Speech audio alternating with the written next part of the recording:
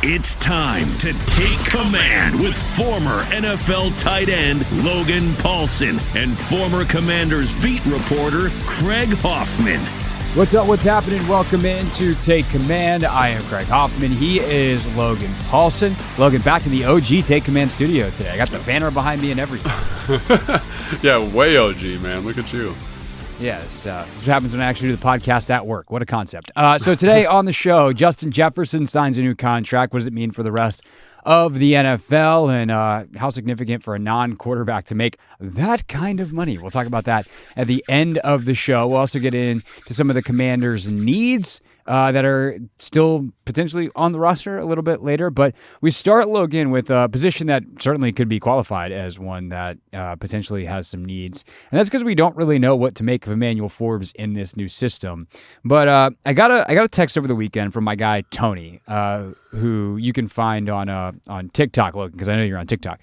TikTok and Instagram Reels and everything is Tony Squares. But Tony's just a buddy of mine that I've known since my Syracuse days. And Tony was like, is this photo a picture of a 56-year-old marathoner trying to get back on the horse one more time, or Emmanuel Forbes? And I was like, I've seen the photo, even though you cropped it. I know this is of Emmanuel Forbes.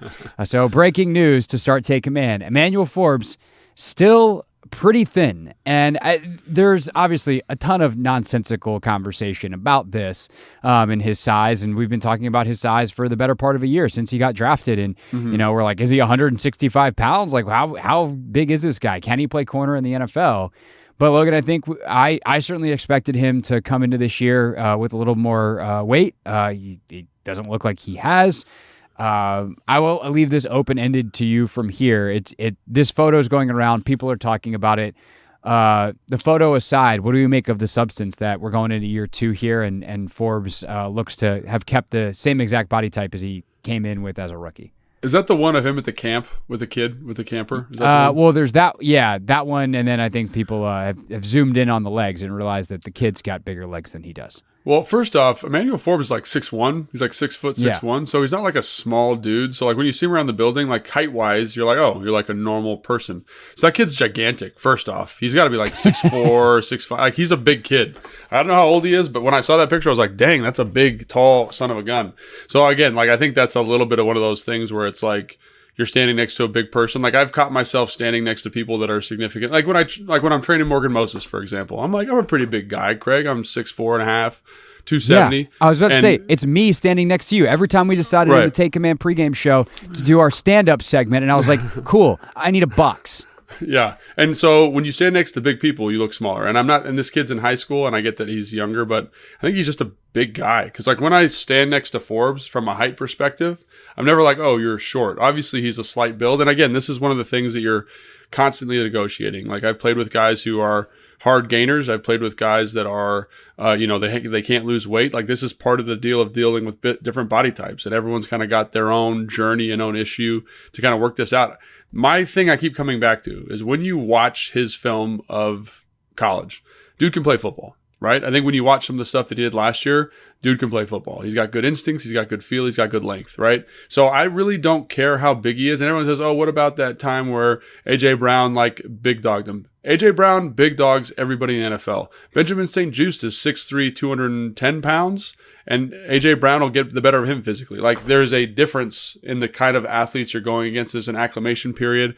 And I honestly believe that, like, the coaching he's going to get is going to help negate a lot of the stuff that he's doing, like a lot of the issues we saw last year. I think that's going to make him significantly better. Does he still need to play the game physically? 100%. But I do think I think he can still play NFL football. I don't think it's that deleterious. And again, this is something he's got to work on. He's got to spend time on. Like, I'm a trainer, and I had when I was in college, I had a hard time gaining weight. And people said, Logan, how did you gain 50 pounds after you got to college? And I was like, I just ate. And they were like, oh, I eat a lot too. I'm like, no, I ate like it was my job. I would get to the dining hall at 4:30. I'd eat a full dinner. My friends would come at 5:30, 6 o'clock. I'd eat another dinner with them. I'd be in like a comatose state for a little bit, and then I'd go eat another meal. Like that's what I'm talking about. And again, like it's hard. That's like not a comfortable way to live your life. But he's going to have to deal with that. And like my question, I guess my real question kind of after going through all that is like, does he actually have to play in the NFL? Because I feel like there were times last year, like in the New England game where he looked awesome and he was the same way he is now. Like, I don't understand why all of a sudden it's becoming this great big talking point, I guess. Well, it's the middle. Well, now it's not even the middle of May. It's June, and we have nothing else to talk about. So that's typically the answer of why anything becomes a talking point this time of year. I think there are real questions, right? Because like at the end of the day, there is a physics question here, and whether you want to talk about force and the ability to tackle, whether you want to talk about the ability to withstand, like getting bodied by A.J. Brown and DJ Moore puts him on a list with a lot of other NFL corners that are a lot bigger than him. Like those two dudes, I think had a way, and I think the weight played a factor. If he was heavier, he would be harder to move. That's just math/science.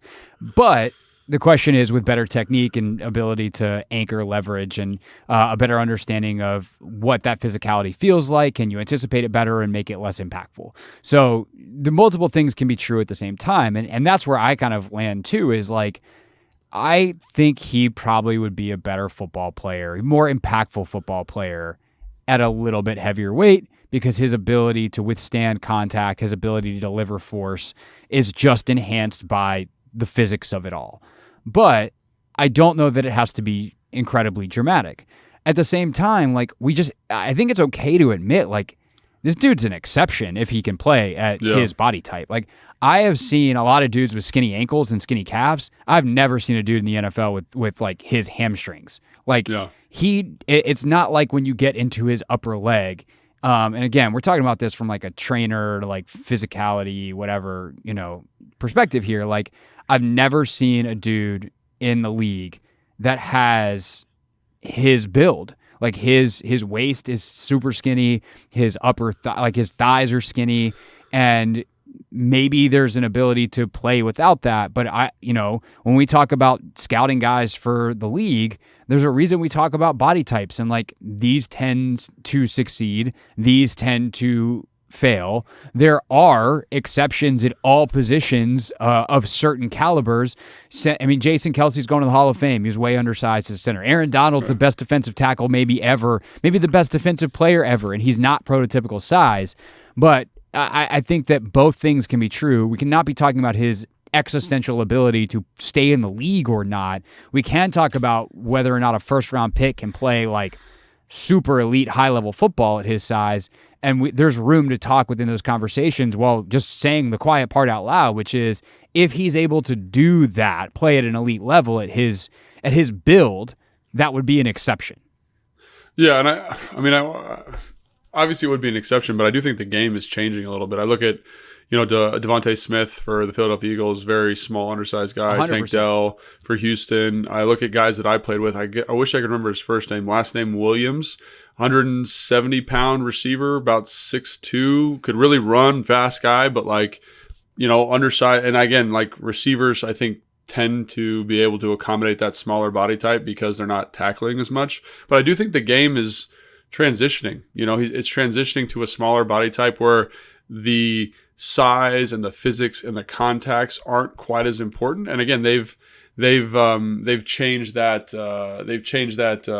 that emphasis. The league's changed that emphasis, and I do think that you're going to get players and scouts and coaches that value movement skills over the raw physicality. Like I look at some of the receivers in this last year's draft, like Johnny Wilson is one that comes to mind. And 3 or 4 years ago, people would have been doing backflips over that guy.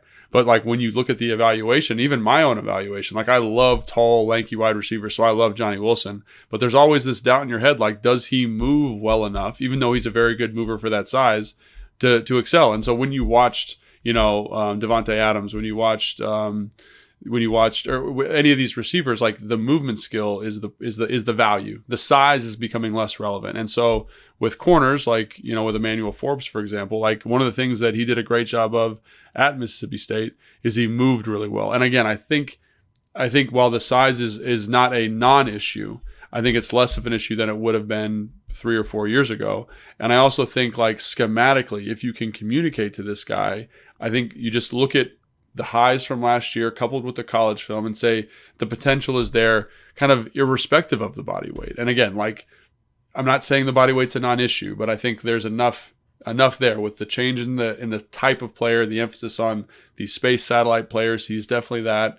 And a guy that has shown a willingness, he's not the best. I'm not going to say that, but he has been willing at points in his career to tackle and be physical. So as long as he can get that mindset kind of locked in and dialed in, I think he's going to be okay. But again, would it be easier if he was 15 pounds heavier? Probably, so. Yeah, for that part of his game, no doubt it'd be easier. Yeah. But does he lose some of that movement skill? And I think that's the thing, is they have to decide as a staff what he is. And if he's like, no one in the history of college football has had more pick sixes than that dude's, or in the history of the SEC, or maybe both. I can't remember the stat. I think it's which is crazy because it was so emblazoned, and it was like their first line about Emmanuel Forbes after he was drafted. But he's done stuff that nobody else has done, and so that is also a relevant data point. That is an outlier as well, and so it comes down to like, what ultimately do you need him to be, and then. If it's, hey, dude, you're fine where you're at. We just need you to be more physical. We need you to get in there and do it. Like, he's got to do that. If it's, hey, man, we need you to put on 15, 20 pounds. Like, he's got to get in there and do it. And so it's ultimately, and I think that was the thing that, like, if you listen to Keim talk about his conversations with people last year, I don't think it was as much about the size or anything. It was like, he's not willing to do the things that they want him to do. And it was like a technique issue and a willingness issue. And so... was that because he was super uncomfortable and not being coached very well, and now he's going to take to these coaches because they're asking him to do things that make sense to him and he feels like are going to make him a better football player? Hopefully, because that'd be awesome. Yeah. It's really great when your first-round picks, whether you selected them or not, when your first-round picks work out. That's good. Yeah. And so I think that is the biggest thing is ultimately what's going to override all of this is his willingness to improve and get better, because I do not think the weight, even if we can admit, like it's feasible and reasonable to have the conversation. I don't think it's something that is a preventative thing for him of not only playing in the league, but playing at a high level. It's the other stuff. And I think that's the point that a lot of people who push back on it are trying to make is if he would do this other stuff, if he would play with the technique he's supposed to, the leverage, the anticipation, and the physicality that he was supposed to, the size wouldn't be an issue. And I think that's a totally fair rebuke to this argument. No, I'm totally with you. And again, there was some technical stuff that he did that he had a hard time with. I remember watching games with Fred Smoot and London Fletcher, guys that have played a lot of ball, and them just being like, why would he play his two-man like that? Like, why would he do that? Like, why would he be in this position pre-snap? And again, like, I think that was a lot of the defensive stuff last year. Like when you're talking about pass rush, you're like, why are they doing, what I mean? There was a lot of questions that remained unanswered. And so I think the clarity, and again, like, we've talked a lot about the OTA practices, and the last practice we were at, I was like, he looks good. He's like getting his hands on people. He's matching concepts. He's looking like a guy that can make some plays for you. Now, again, like, this is like perfect for him because there's no pads. The physicality element is like dialed way back, but in terms of movement, route concepts, making plays on the football. He had a PBU. We didn't talk about that in the last show, but it's all good stuff. So again, like I kind of tend to agree with, and I agree with you, Craig, like if he was doing the things they were asking him to do from a technical standpoint, and also this is the other thing, this is like the football kind of hardo purist thinking. Like if they've asked him to gain 10 pounds and he hasn't done it, I bet that's extremely frustrating to the staff. I would think that's the other thing too. Yeah. You know what I'm saying? Like that's another thing where it's like, how important is this to you? Like, for example, like when, like Santana Moss is a great example. They were like, Tana, he came in 2013. He was about 15 pounds overweight. And Mike was like, Tana, we need you to lose 20 pounds. And I don't think it was even a month. And that dude was down 20 pounds. It was like almost instantaneous. Like he just got it done. When they were like, Logan in college, we need you to gain 40 pounds. I was like, okay, I'm going to do it. And like, it just shows like you're dialed into the task and dialed into the process. And so I don't know what they've asked him, what they have and have not asked him to do, but I would assume they've asked him to gain weight. And I think that might be a point of frustration. But again, I have no inside information on it. I'm just speaking from my, like the old, 2010 Logan Paulson over here. So no, 100%. And I think that's valuable perspective. I'll also add this real quick before you wrap up this conversation. And this is now my trainer brain who's spent a lot of time on like eating disorders and those types of things. Like sometimes it's not a willingness. Like for a lot of players, obviously for you were able to. For Santana, he was able to and go in opposite directions in your particular cases. Yep. He might have tried and it's just not like there's something else going on there that he can't. Like his body is so slender that this might just kind of be it. And so that's a great point. It's not the same for everybody, for sure. Yeah. And so there are medical, without getting too deep into it, but like that stuff is also really serious and really scary at times. We talk about, food and body and all that kind of stuff. Like we kind of do it flippantly in the sports world because we just kind of assume that all these guys are healthy and they don't suffer from these things. And like that's actually tremendously not true, especially at the youth levels. But again, that's a different conversation for a different podcast on a different day. But I would feel incomplete having this conversation without acknowledging the fact that, they might have asked him to put on 10 pounds and he might have tried, and it might not be in the cards for him for any number of reasons that are medical and really, frankly, none of our business. And so, again, the willingness to do the football stuff, that is our business. We talk about football in that way. But there might be some more stuff here that we don't know, which is always something we should remember when having, especially these kinds of conversations, but really probably any conversation around, things where we don't know all of the facts, which is not to get too philosophical, Logan, but most things in it.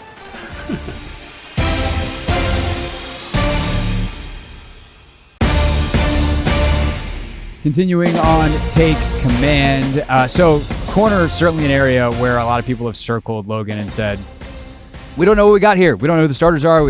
Is that considered a need on this roster, both top end and depth? Feels like you got a couple of really great number 3 corners potentially, but do you have a 2? Do you have a 1? Do you have 4, 5, and 6? When you look at this roster now, is a lot of people are having this conversation crossing over this June 1st threshold where there might be another wave of cuts. Although a lot of people that have been cut with June 1st designation were actually cut a while back, and now the salary comes off the book, or parts of the salary comes off the book now that we've crossed into the 6th month of the year.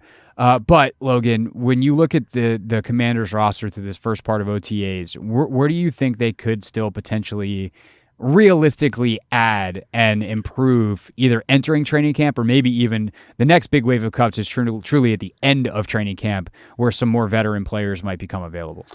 Yeah, I think, you look at the roster and you kind of say to yourself, like corner, I think I'm really glad you started there because I don't think they're going to add anybody there, but I do think just kind of understanding like what the roles are, how the defense is going to work, and who's going to be able to best be maximized by Dan Quinn and who buys in the most and who kind of fits the culture is maybe the most compelling story of the offseason. Again, I guess they could add a guy like Gilmore. I think he's still rehabbing, still working on his shoulder, I believe, down in Texas. But right, Gilmore, is that correct? He was in Dallas last year. Stephon Gilmore you're talking about? Yeah, Stephon Gilmore.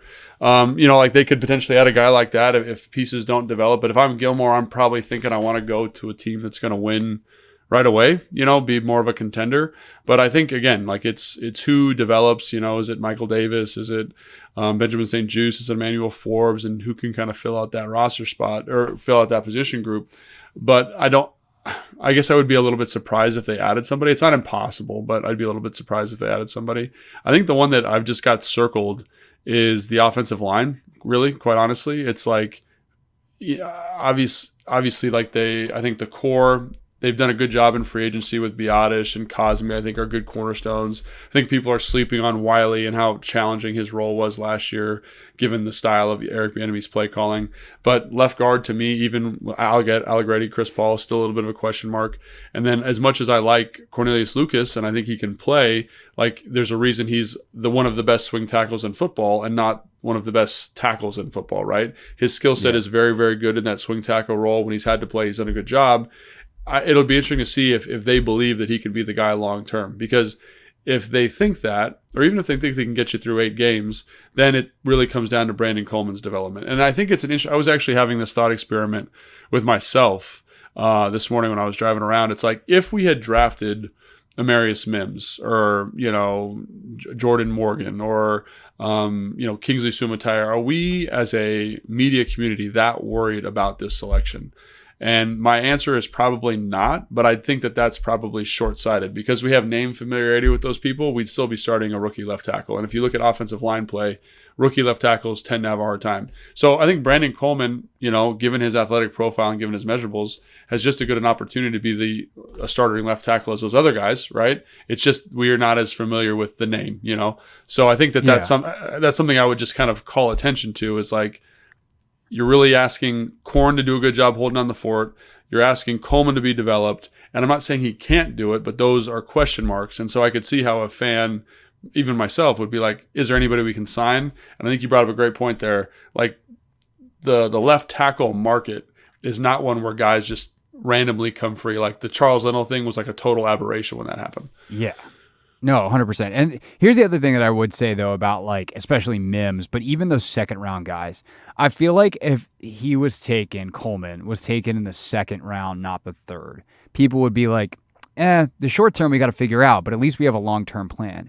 I think the fact that Coleman is an unknown, not just an unknown, because all these guys are unknown, but like people are like, is he a tackle? Is he a guard? Can he play tackle long term? Like people don't feel like the Commanders have a plan long term or short term at left tackle, and that is freaking them out. And I get it, because if you don't have a short term or long term plan at left tackle, you should be freaking out. However, I actually don't think that that's the case. I think that's a misrepresentation of the facts, which is their plan is Brandon Coleman is their left tackle of the future. Now, if all of a sudden he doesn't play very well and they wind up with a top 15 pick next year and there's some stud left tackle available, it's not going to stop them from taking said player and either kicking Coleman inside or moving him to right tackle or whatever the hell they want to do. Right. But I do think they see his upside as this is a potential top end, like top half, maybe even top 10, considering his movement skills and his length and his strength and how raw he is as a player. Remember, this is a kid who didn't start playing until high school, had to go to JUCO, and then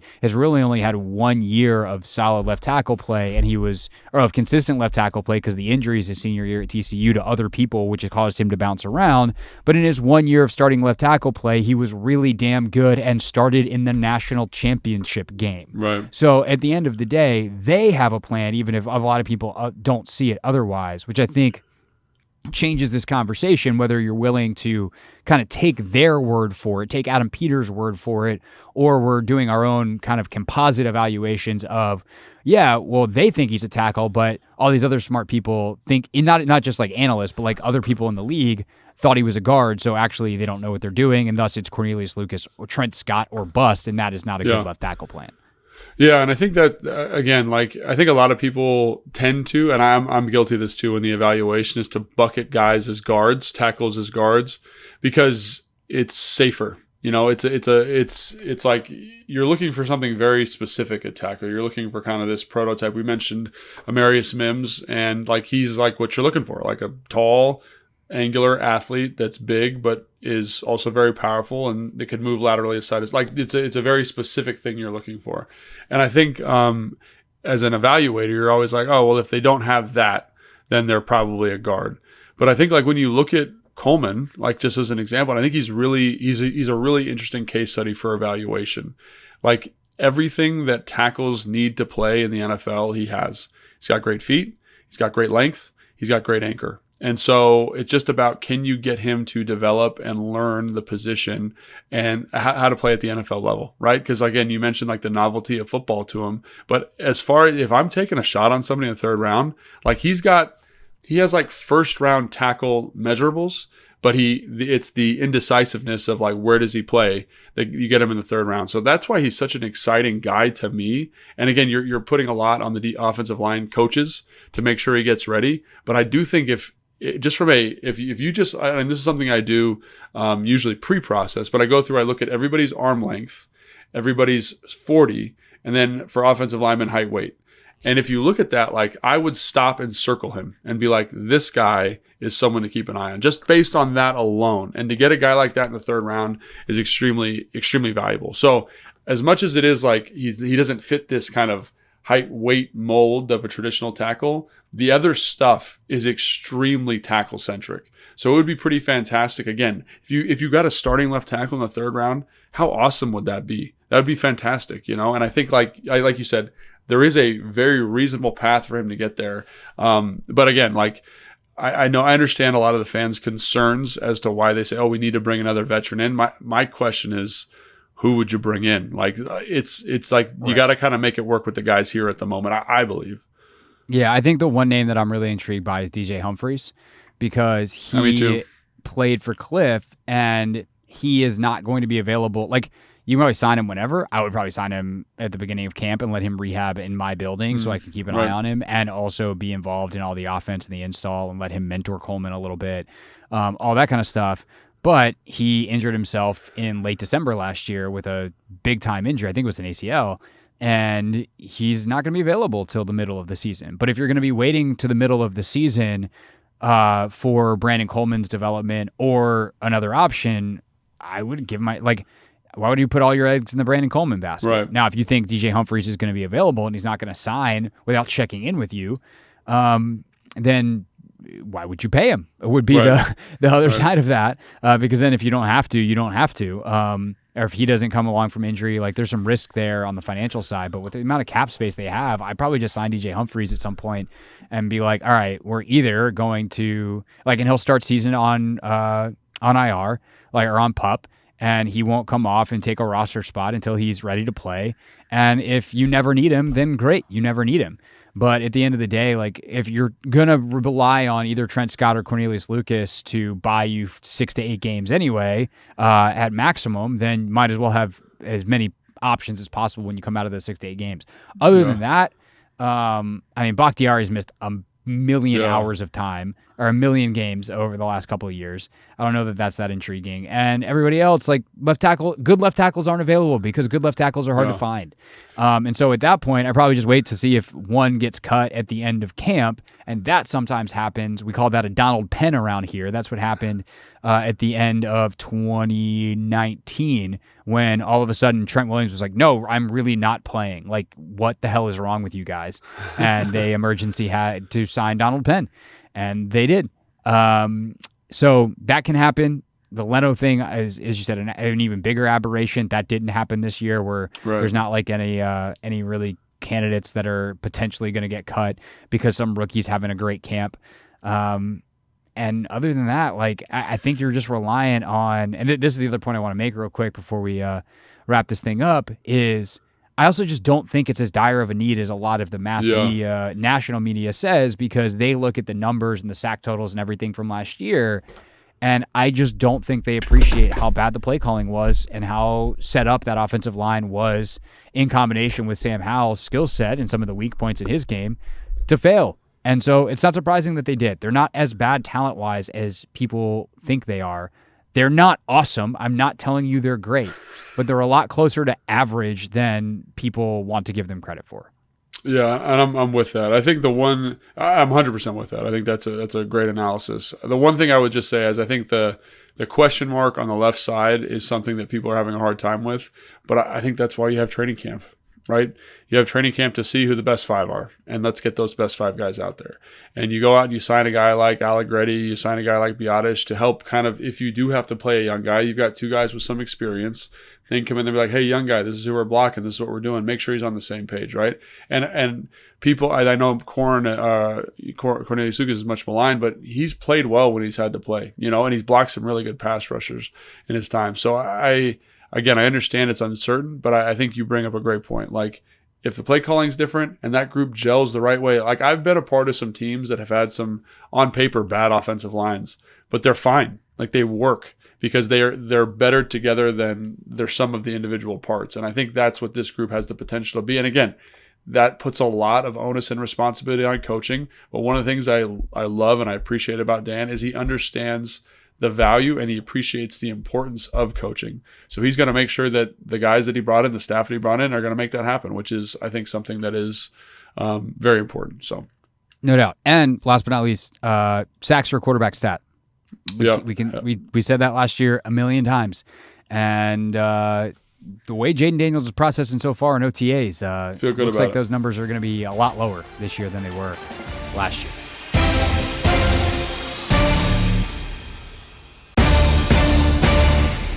One way that you can cut down your sacks is you have a guy like Justin Jefferson who's open all the time, even when he's covered by 11 dudes on the other team. Justin Jefferson signed this morning as we record this a $140 million deal over 4 years with the Vikings. It is the richest non-quarterback contract in NFL history.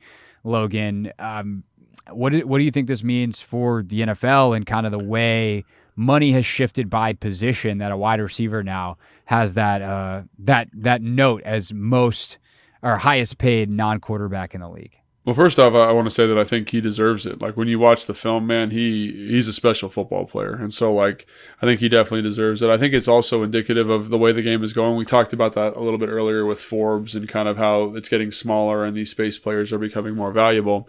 I had a conversation with somebody earlier about this specifically, and they were like, "Oh, do you think that means that the next guy is going to make $150 million or 141 point whatever as to be the new highest paid guy?" And I was like, I don't think so, because I think what teams, while they understand the importance of a top flight wide receiver, which Justin Jefferson is, Tyreek Hill is, I think they also understand that the market is saturated with the other type of receiver. And so what I think is, like, unless you are that dude, don't expect to be paid like that dude. That's honestly quite how I feel about it. It's like I think they're going to treat it kind of like the top end running backs. Like the top flight running backs still get paid decent amount of money, right? Like it's not old school money, but they still get paid more than kind of general pop. I think this will be kind of the same thing. I think you'll see a couple receiver contracts that are crazy high, but it's going to be like for the top 3 or 4 guys. And then everybody else is going to kind of be in that traditional, what you'd expect for a receiver salary. But I think he deserves it. I think he's a fantastic football player. I think he's going to make huge strides and huge inroads for whoever's playing quarterback for them. And again, this is one of those things that I think is so important is when you have a young quarterback, when you have a rookie quarterback, JJ McCarthy, you have a Sam Darnold on a veteran kind of low impact contract, you can make signings like this and make sure you keep excellent football players around. So this is roster building. Like 101 right here. Yeah. Like they know what they're doing in Minnesota. There was only so far they were willing to go with Kirk Cousins because they also knew that like once we get to year 3 of Justin Jefferson's new contract, like that money's going to be like heavy. Yeah. And so I don't know what the rest of their deals would look like, but like they could have gotten a low base number in year 1 potentially for Cousins and for Jefferson, and move things around in year 2, and maybe they had some other contracts coming off the books, or they can re-sign guys at a low number for year 1 because they have to re-sign them. But for them, their breaking point was when this contract probably hits hardest in year 3. Typically, if it's a 4-year deal, the 4th year is going to have some voidability, whatever. But the way the cap's going up and knowing that Jamar Chase is going to sign, et cetera, JJ might want a new contract by 3 years from now. So however it is, the chances that the 4th year of this deal happens the way it is on paper right now seems pretty slim. But this dude deserves it. And to me, like, this is kind of how, like, the NFL in some ways works better than, say, the NBA. The NBA has max salaries. And what it does is it makes every team think we got to have someone who's on a max salary. And so you wind up with, like, the 28th best player in the league signing a max deal, getting paid something percentage-wise pretty close to LeBron James. And you're like, what? What? That dude's not worth what LeBron is worth because the league can't help itself. And if the incumbent team doesn't sign that guy to a max player, their best player to a max deal, he'll leave and go get it somewhere else, as opposed to all the owners going, no, and all the GMs going, no, we're not paying you a max deal. You think you're as good as LeBron? Buzz off. And that's what they should do. And so what happens in the NBA is you wind up having max deals and then a bunch of guys on minimum, and the middle class is pretty thin. I think in the NFL, you actually wind up with like a pretty nice middle to upper middle class, if you will, where you have guys like Terry McLaurin who are making really good money. And I'm not just talking about like compared to what I make to talk on the radio. I'm talking about NFL, like Terry McLaurin makes really good money, but it's not close to what Jefferson just signed for. And nor should it be, because for as great as Terry is, the impact he makes as let's call it the 10th, and I'm just pulling that number out of thin air. Nobody get too serious with it, but let's call it the 10th best receiver in football compared to what JJ does as the best receiver in football. They're not the same. Right. No, I think that's 100% right. And I think, a lot of people are talking about, I think Jamar Chase is he's probably doing backflips after seeing this number. It'll be interesting to see what they do because Burrow's making so much money. So that'll be really interesting to keep an eye on because they don't have the flexibility of the young quarterback. But I think you're right. I think, he deserves it. And it brings that CeeDee Lamb kind of conversation up. And to me, they're not like in the same category. I think CeeDee Lamb's a really good football player. I like him a lot, but like he's not in the AJ Brown. He's not in the, Justin Jefferson category to me. Like he's in a different tier. So it'll be interesting to see kind of how the Dallas Cowboys handle it. Cause I do think while he is valuable to my organization as the Dallas Cowboys, like we're a little bit cap strapped, and I don't think that he has the same impact as those other players I just mentioned. Is he very good? Yes. But is he that kind of, is he top 5 in the NFL? I don't know. And does he deserve to be the pay that way? I don't know. That'd be an interesting question for the fans to answer in the comments probably. Yeah, well, no one has opinions on any Cowboys player, so I'm sure we'll get nothing on that. I saw a deal floating around this morning. Like, should you do like if you're a CD or you're the Cowboys, you going like, all right, he's 4 for 140. Let's do 4 for 136. So it's like $1 million less per year. Is that when it working out? Because statistically, their production is actually like scarily similar. I think just when you watch Minnesota, like one of the reasons, like just from an X's and O's standpoint, that I probably value Justin Jefferson a little bit more. Again, CeeDee Lamb, very good football player, like should get paid a lot of money. I just think Justin Jefferson's better because he can literally line up anywhere across the formation. He has the ability to kind of beat you vertically. He has the ability to run choice routes, slot routes underneath. Like he's a very unique talent in that regard. CeeDee Lamb, very productive in that offense, but more of a kind of big slot type guy that can win outside, but is better utilized inside. So I think his usage pattern kind of reflects, again, he's very productive, but it kind of reflects a limitation of his game that I don't think Justin Jefferson has. You know, one thing we should do is I would like to do a deeper dive on Dak Prescott with you because in listening to a couple of podcasts from really smart people that I like a lot, I think there's a lot of like analysts that think like if they were starting a team and picking a quarterback, Prescott, like take contract out of it, Prescott's like their 6th or 7th guy. Like they're really, really high on him. And so when you talk about who's elevating who, how much is Prescott elevating Lamb? Clearly, they're both elevating each other. They're fantastic, which, by the way, is why they've won 12 games 3 years in a row. As much fun as it is to clown on them for their playoff lack of success, they've been an incredible football team, and especially offensively. But with JJ now, he's got to elevate JJ McCarthy over the next bunch of years. Like the onus is on him, both skill and financial. Meanwhile, in Dallas, it's more of a shared type of thing. And then we'll see, this is what makes the Bengals thing so interesting. Clearly Burrow's awesome. Clearly Chase is awesome. Part of it, you're just paying not to split them up. Right. But that's going to cost you T. Higgins. And it's on, both of those other guys to then make whoever replaces T. Higgins more effective in what they do. Obviously, we'll continue to discuss kind of how these teams are built, especially in the NFC East, especially as the Dallas stuff happens here over the next couple of weeks. We get into the offseason, do some of our positional rankings and all the stuff that we've done the last couple of years. In the meantime, you'll get an OTA review later in the week, so make sure you're subscribed right here to Take Command for that. For Logan, I'm Craig, and we'll see you next time on Take Command. Thanks for watching this clip of Take Command, which has a brand new home. That's right. You can watch on YouTube at the Team 980. You can also listen to full episodes in the free Odyssey app, which is now enabled with Apple CarPlay. So we'll just, follow you around.